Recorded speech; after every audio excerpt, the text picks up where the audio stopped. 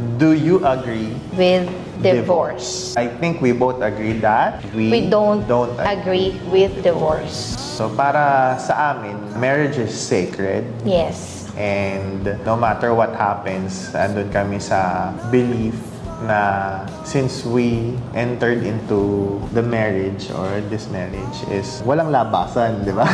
You really have to work things out. Yes.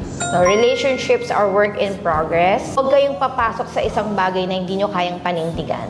So you really have to be careful in entering marriage. Relationship is not all about butterflies, sparks. When you enter into a marriage, siya na yan. Siya na yung makakasama mo habang buhay. Literal na through hardships. Till death. Yeah. So, dapat, kung ayaw nyo pala ng divorce, then you have to make sure na talagang sisiguraduhin mo yung partner mo, kilala mong mabuti. Yun yung susi doon, para hindi kailangan mag-divorce ng tao. Hindi nila kailangan pagdaanan yung divorce kasi in the first place, you didn't enter into a relationship na hindi mo kayang panindigan.